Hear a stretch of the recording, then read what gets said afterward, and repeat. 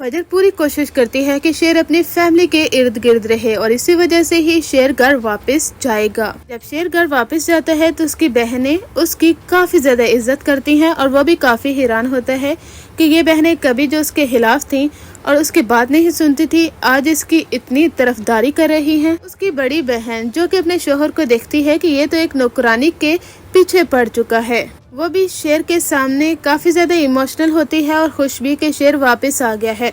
और छोटी बहन वो तो काफी ज्यादा रोएगी कि भाई आप नहीं थे तो हमें हर वक्त डर लगा रहता था, आप आए हैं तो अब सारा डर खत्म हो चुका है, क्योंकि मैं फहद से बहुत डरती हूँ। फहद के अचानक आकर मुझे डराना, मेरा हाथ पकड़ लेना, कभी मेरी बाजू पकड़ लेना, मैं इन सब चीज़ों से डर चुकी हूँ। ये सुनकर तो शेर आँख बगोला हो जाता है। उसका दिल चाहता है कि वो फहद को खूब मारे पीटे, लेकिन वो फजर की बातों को याद करता है कि फजर ने उसे कहा था कि उसने गुस्से पर कंट्रोल रखना है, उसे सब्र से काम लेना है, क्योंकि जल्दबाजी जब भी उसने की तो नुकसान उसे खुद ही उठाना पड़ेगा। यानी वो फजर की बातों को याद करता है कि पहले तुम्हें सारे सबूत इकट्ठे करने हैं कि आखिर तुम्हारे बाबा को किसने और किस तरह मरवाया। अगर तुम्हारे पास सारे सबूत आ गए तो ये केस अदालत में जाएगा और कानून के तहत ही तुम्हारे चचा को और उनके बेटों को सजा होगी।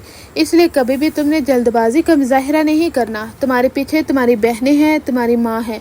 अगर तुम ऐसे ही उन पर गोली चला दोगे अपने चचा पर, तो पीछे से तुम्हारी बहनों और तुम्हारी माँ का क्या होगा।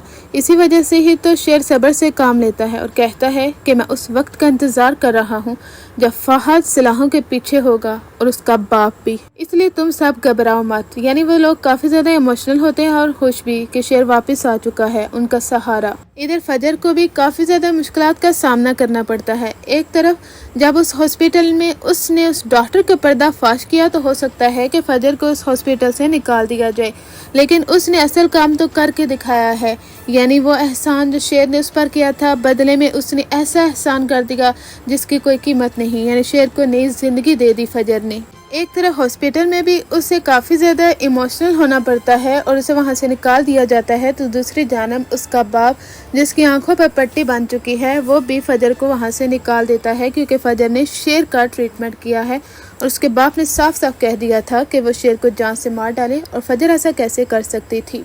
उसने अपने बाप से ये कह तो दिया था कि उसने शेर को मार दिया है, लेकिन वो सिर्फ और सिर्फ इसलिए था कि शेर अपने दुश्मनों से बच सके। यानी फजर ने वाकई ही में कुर्बानी दी है शेर के लिए। अब फजर को जब वहाँ से धक्के देकर निकाला जाता है तो शेर वहाँ पर आ जाता है। शेर कहता है कि क्या हो गया है आप लोगों को, किस कदर कमजोर लोग हैं आप, अपनी बेटी को अपना नहीं रहे। आपकी वो बेटी जो दूसरों के लिए खड़ी हो जाती है, दूसरों के हक के लिए आवाज़ बुलंद करती है, और आप लोग किस कदर अंधे हो चुके हैं।